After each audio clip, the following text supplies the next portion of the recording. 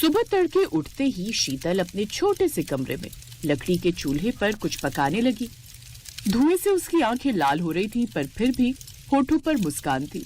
लेकिन चूल्हा जलाने से घर में धुआं धुआं हो जाता है। उसी कमरे में सो रही उसकी बेटी सुकन्या बोली, अरे माँ, इतनी सुबह सुबह क्या कर रही हो? सारे घर में धुआं धुआं हो गया है, नींद भी खराब हो गई है। दाल फ्राई बना रही हूँ, देखते हैं आज से हमारी किस्मत बदलती है या नहीं। कुछ साल पहले तक शीतल देवी के घर भी चूल्हा किसी और की मेहनत से जलता था। उसका पति मनोज रेलवे में मामूली नौकरी करता था, लेकिन ईमानदारी में पहाड़ जैसा मजबूत था। लेकिन एक दिन रेलवे पुल पर हादसा हुआ और शीतल की दुनिया उजड़ गई। सरकारी मदद कुछ महीने तक चली, फिर खत्म। अब रोटी का सवाल रोज सामने था। उसने लोगों के घरों में बर्तन मांजे, कपड़े धोए, लेकिन कहीं पर भी उसे न तो इज्जत मिली और न ही पेट भरने लायक पैसा। एक दिन जब सुकन्या की तबीयत खराब हुई तो उसके काफी पैसे लग गए जो उसने बचा कर रखे हुए थे। लोगों के यहाँ खाना बनाती हूँ, लेकिन उसमें भी कुछ खास बचत नहीं होती, इसलिए अब खुद का ही कोई काम करूं। लेकिन क्या करूं वो समझ में नहीं आ रहा। माँ, तुम जब दूसरों के घर का खाना बना सकती हो तो खुद के लिए क्यों नहीं? क्या मतलब बिटिया? मतलब लोगों को अपने हाथ का खाना बनाकर खिलाओ। वैसे भी आप दाल फ्राई कितनी अच्छी बनाती हो। ये बात सुनकर शीतल हैरान रह गई। लेकिन फिर ठेला खरीदने के पैसे कहाँ से आते? शीतल देवी को कोई उपाय नहीं सूझा। उसने सोने की नाक की लौंग गिरवी रखी और 3000 में एक जर्जर ठेला लिया। ठेले को देख उसके आस पड़ोस के लोग उसका मजाक उड़ाने लगे। अरे शीतल, अब ठेला चलाओगी? आज तक कभी चलाया भी है? हालत तो देख जरा इसकी। भूख कुछ नहीं देखती और मेहनत शर्म नहीं मांगती। इधर उधर सबके सामने हाथ फैलाने से तो अच्छा है ना कि मैं अपना काम करूं। 2 रोटी चैन की मिल जाए, बस और क्या चाहिए। इसके बाद उसने पहली बार अपने हाथों की मशहूर दाल फ्राई बनाई। न महंगे मसाले, न बटर की मोटी परत, बस प्याज, टमाटर, देसी घी का तड़का। वो ठेला लेकर काम पर निकल पड़ी। ऐसे ही सुबह से शाम हो गई, कोई ग्राहक नहीं। हे भगवान, अगर आज कोई मेरी दाल खा ले तो मैं समझूंगी तूने साथ नहीं छोड़ा। तभी एक रिक्शे वाला उसके पास आया। बहन, खाना बचा है क्या? हाँ भैया, बचा हुआ है, सारा बचा हुआ है। क्या दाम है? 25 रुपए की प्लेट है भैया। ठीक है, लगा दो। रिक्शे वाले ने खाया, फिर थाली चाट कर बोला, वाह बहन, ऐसी दाल फ्राई तो मैंने कभी भी नहीं खाई। कितना स्वाद है रे तेरे हाथों में। ये सुनकर शीतल देवी मुस्कुराई। उसने हाथ जोड़कर भगवान को धन्यवाद दिया और फिर 2-3 लोग और आए। दाल फ्राई और चूल्हे की रोटी खाकर सबने खुशी खुशी पैसे दे दिए। उस दिन उसकी 200 रुपए की कमाई हुई। उस रोज उसको करोड़पति जैसा एहसास हुआ। घर आकर जब ये बात उसने अपने बच्चों को बताई तो बच्चे हंस पड़े। माँ, तुम तो ऐसे खुश हो रही हो जैसे कि तुमने करोड़ों रुपए कमा लिए हो। भला आज के टाइम में 200 में आता क्या है? माँ, तुम्हें पता है मेरे स्कूल में 200 रुपए तो बच्चे ऐसे ही कुल्फी और आइसक्रीम पर खर्च कर देते हैं, और तुम ये 200 रुपए लेकर इतनी खुश हो रही हो। मेरे बच्चों, मैं तुम्हें कैसे समझाऊं कि ये 200 रुपए मेरे लिए आज करोड़ रुपए के बराबर ही है। ये एक आशा की किरण है, ये मेरा सपना है। अब तुम देख लेना, भगवान की कृपा से एक दिन यही पैसे हम लोगों की जिंदगी बनाएंगे।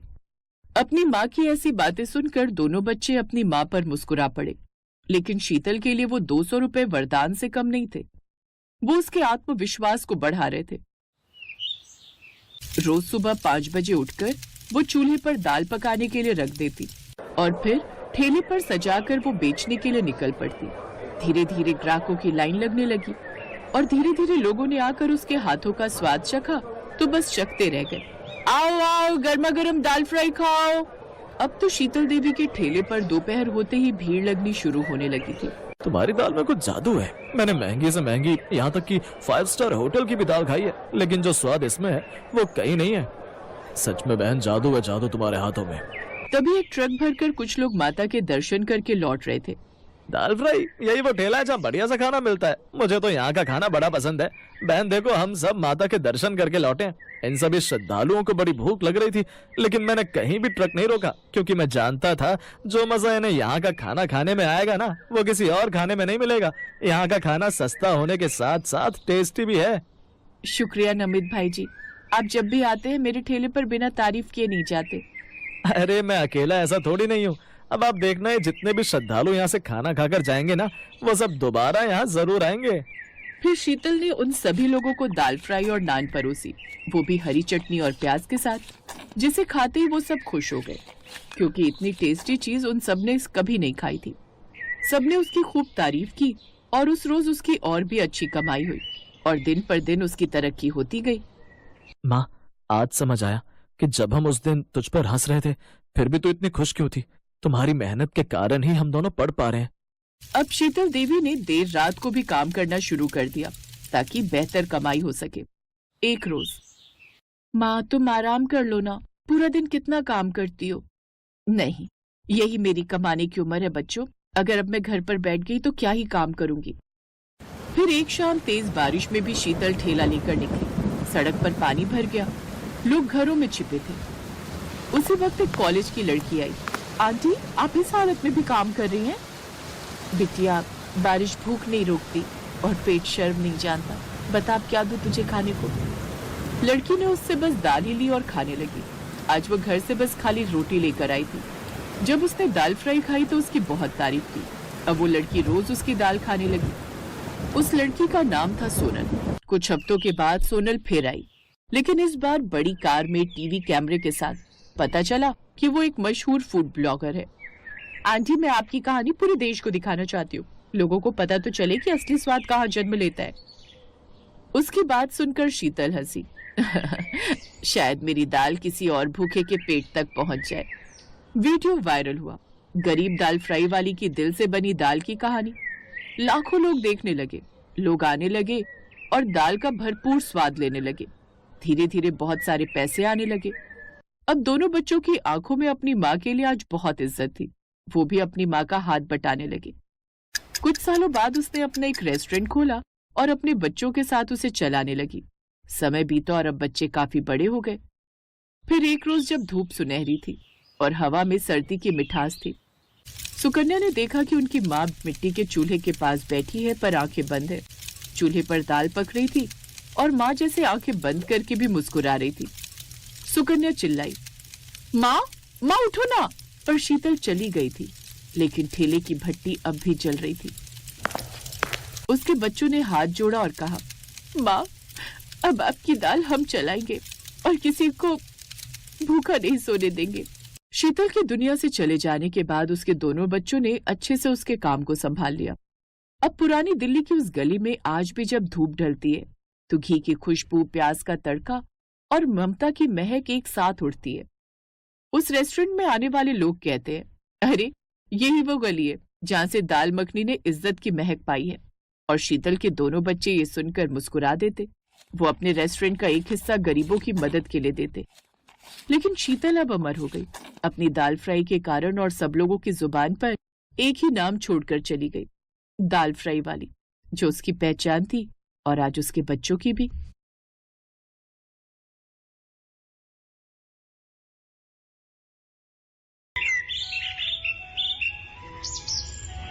रोशन भाई, मुझे एक फुल प्लेट दाल देना। मुझे भी एक फुल दाल। अरे हाफ दाल पैक करना रोशन। सुरेश, मैंने दाल को तड़का लगा दिया है, सबके ऑर्डर पैक कर दे। इसकी खुशबू बिल्कुल माँ की तड़का दाल जैसी है। माँ, काश तुम मेरे साथ होती। माँ, तुम्हारे जाने के बाद मुझे अपनी गलती का एहसास हुआ। तुम्हारी कमी कोई पूरी नहीं कर पाएगा माँ। रोजाना शाम के 7 बजे से रोशन के ढाबे पर भीड़ लग जाती थी, जिसकी सबसे बड़ी वजह थी रोशन के ढाबे की दाल तड़का। उसके ढाबे पर दाल खाने और पैक करवाने के लिए लाइनें लग जाती थी। ये दाल सिर्फ एक व्यंजन नहीं था, ये रोशन की माँ के प्यार का एक हिस्सा है, जिस माँ को रोशन 2 साल पहले खो चुका है। रोशन ने ये ढाबा 1.5 साल पहले अपनी माँ अन्नपूर्णा के नाम से अन्नपूर्णा भोजनालय शुरू किया।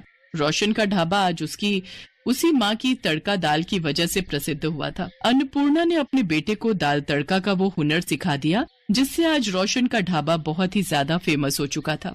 रात को रोशन जब घर आया तो उसकी आंखों में आंसू थे। वो पलंग पर बैठा तो पत्नी ममता उसके पास आई। उसकी भी आंखें भर आईं और दोनों खूब रोए। सारी गलती मेरी ही है, आज माँ जी के कारण ही हमारा घर फिर से पैसों की तंगी से ठीक हुआ, पर माँ जी हमारे बीच नहीं है। तुम्हें पता है ममता, बचपन में माँ मेरे पीछे पीछे मुझे रोटी का निवाला और दाल खिलाने के लिए दौड़ती थी और मैं दरवाजे की ओट में छुप जाता था। रोशन बेटा कहाँ है? देख अब तंग मत कर, जल्दी से आजा बेटा, मुझे काम पर जाना है। तू दाल रोटी खा लेगा तो मुझे तसल्ली रहेगी। कम से कम तू पीछे से भूखा नहीं रहेगा। जल्दी से आ जा बेटा, मुझे देर हो रही है। माँ मैं तो यहाँ हूँ, मुझे ढूंढो। अच्छा, तू वहाँ दरवाजे के पीछे खड़ा है। पति के जाने के बाद रोशन की माँ अन्नपूर्णा घरों में खाना बनाने का काम करने लगी। धीरे धीरे रोशन बड़ा हुआ। अन्नपूर्णा गांव के सेठ के घर में खाना बनाने का काम करके पैसे जोड़ जोड़ कर उसको पढ़ाती लिखाती रही। अन्नपूर्णा ने कभी भी अपने ऊपर ध्यान नहीं दिया। वो तो बस यही चाहती थी कि उसका बेटा रोशन पढ़ लिख कर अपने पैरों पर खड़ा हो जाए। अरे अन्नपूर्णा, कभी अपने ऊपर भी ध्यान दे दिया कर। तेरी साड़ी कितनी फटी हुई है? इस महीने की पगार दूंगी तो तू अपने लिए एक साड़ी खरीद लेना। सेठानी जी, इस महीने तो बहुत मुश्किल हो जाएगा। रोशन के कॉलेज की फीस भरनी है। मैं आपसे कुछ एडवांस के रुपए भी मांगने वाली थी। अगर आप मुझे 2000 रुपए और एडवांस दे देती तो बड़ी मेहरबानी होगी। अन्नपूर्णा, वो बात तो ठीक है, मैं दे दूंगी, पर तुझे थोड़ा बहुत अपने लिए भी तो रखना चाहिए। कल का क्या भरोसा, बहू आने के बाद बेटा तुझे भूल जाए और शहर में ही बस जाए।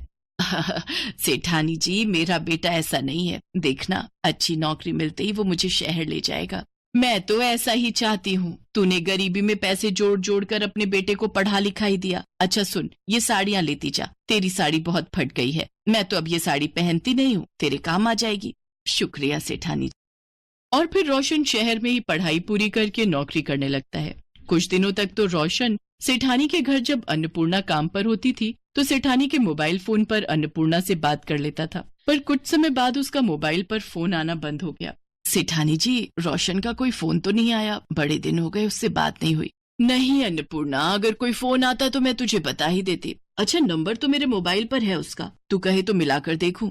हाँ, मिलाकर देख लो सेठानी जी, बड़ी चिंता हो रही है। पता नहीं रोशन किस हाल में है। ठीक है, मैं मिलाती हूँ। सेठानी उस नंबर पर फोन मिलाती है जिस नंबर से रोशन फोन किया करता था, पर फोन नंबर स्विच ऑफ आ रहा था। अगले कई दिनों तक अन्नपूर्णा सेठानी के फोन से उस नंबर पर फोन करवाती रही, पर अक्सर ही वो नंबर स्विच ऑफ आता था। फिर एक दिन किसी लड़की ने उस पर फोन उठाया। हेलो, कौन बोल रहा है? मुझे रोशन से बात करनी है। जी, मैं रोशन की पत्नी ममता बोल रही हूँ। रोशन अभी घर पर नहीं है, वो ऑफिस गए हैं। रोशन की पत्नी? रोशन ने शादी कर ली? जी, 3 महीने पहले ही हमारी शादी हुई है। वैसे आप कौन बोल रही हैं? रोशन से आपको कोई काम है तो मुझे बता दीजिए। रोशन की माँ उससे बात करना चाहती है। वो मेरे घर पर काम करती है, रोशन जानता है मुझे।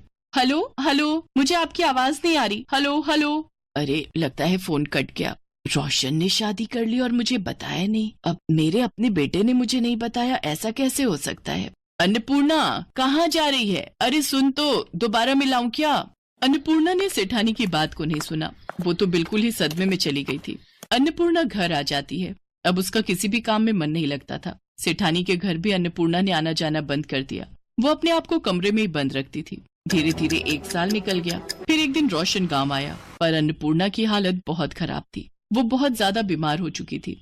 माँ, तुमने अपना क्या हाल बना लिया है? रोशन, मेरे बेटे, तू आ गया? हाँ माँ, आज तुम्हारा बेटा बहुत परेशानी में है। माँ, मेरी नौकरी छूट गई, पैसों की बहुत तंगी है माँ, मैं बहुत परेशान हूँ। किस मुंह से तुम्हारे पास आता? मैंने भी तो गलतियाँ की हैं। बिना तुम्हें बताए शादी कर ली और उसके बाद अपने काम में व्यस्त हो गया। तुमसे मिलने की कोशिश भी नहीं की माँ, पर आज परेशानी के वक्त में मुझे तुम्हारा सहारा चाहिए माँ। वही गोद चाहिए माँ, वही माँ चाहिए माँ। मैं हार रहा हूँ। रोशन मेरे बच्चे, चिंता मत कर, सब ठीक हो जाएगा। मेरी दुआएं तेरे साथ हैं। रोशन अपनी माँ की गोद में सिर रखकर बहुत रोता है। अन्नपूर्णा भी अपने बेटे को अपनी छाती से लगा लेती है। अगले दिन रोशन माँ को लेकर शहर आ जाता है। शहर में रोशन के हालात बहुत खराब थे, पर अपनी माँ के हाथों का खाना इतने दिनों बाद खाकर आज रोशन बहुत खुश था। आज इतने दिनों बाद आपके हाथ की दाल खाकर पुराने दिन याद आ गए। माँ जी, दाल बहुत स्वादिष्ट है। सचमुच आपके हाथों की तड़का दाल की अलग ही खुशबू और स्वाद है। कितने दिनों से ऐसा खाना नहीं खाया था। आपके आने से घर में रौनक भी आ गई, और सच कहूँ तो मुझे भी बहुत आराम मिला है। मैं इस माँ के प्यार को अपने से अलग कर चुकी थी। मुझे माफ कर दो माँ जी। अरे बहू, मैंने तो किसी भी बात का बुरा नहीं माना। रोशन बेटा, अगर तुझे मेरे हाथ की दाल इतनी पसंद है तो और लोगों को भी पसंद आएगी। तू काम के लिए परेशान भी है, तो क्यों ना तू अपना ढाबा खोल ले। तुझे काम भी मिल जाएगा और अच्छी कमाई भी होगी। माँ, वो तो ठीक है, पर मेरे पास अभी इतने पैसे नहीं है कि मैं अपना ढाबा खोल सकूं। रोशन बेटा, मेरे पास कुछ पैसे जुड़े हुए हैं। सेठानी जी के घर काम छोड़ने के बाद जो पैसे बने थे वो मैंने जोड़ कर रखे थे कि कभी बहू से मिलूंगी तो दूंगी। आज वो पैसे तुम्हारे ढाबे खोलने के काम आ जाएंगे। रोशन और ममता की आंखें आंसुओं से भर आती हैं। वो चाह कर भी अन्नपूर्णा के एहसानों को नहीं चुका सकते थे। अन्नपूर्णा ने अपना पूरा जीवन अपने बच्चों के लिए जोड़ने में निकाल दिया। रोशन ढाबा खोलने की तैयारी कर ही रहा था कि तभी बीच में अन्नपूर्णा की तबीयत खराब हो गई और फिर एक रात अन्नपूर्णा सोई तो दोबारा कभी नहीं उठी। अन्नपूर्णा के दिए हुए पैसों से ही रोशन अपनी माँ की याद में अन्नपूर्णा भोजनालय की शुरुआत करता है। अरे रोशन, पता ही नहीं चला सुबह के 4 बज गए। बातों ही बातों में समय कब बीत गया ध्यान ही नहीं रहा। हाँ ममता, माँ की बहुत याद आ रही है। ममता, माँ हमें देख सुन रही होंगी ना? हाँ रोशन, माँ हमारे साथ ही और हमेशा रहेंगी। रोशन जानता था कि आज वो जो कुछ भी है उसकी माँ की वजह से ही है। तभी तो कहते हैं, लबों पर जिसके कभी बद्दुआ नहीं होती, लबों पर जिसके कभी बद्दुआ नहीं होती, एक माँ ही तो है जो अपने बच्चों से कभी खफा नहीं होती। Best buddies. Hello friends. Thanks for watching this video. अगर आपको ये वीडियो पसंद आया है तो प्लीज लाइक, सब्सक्राइब, कमेंट्स करें इस वीडियो पर।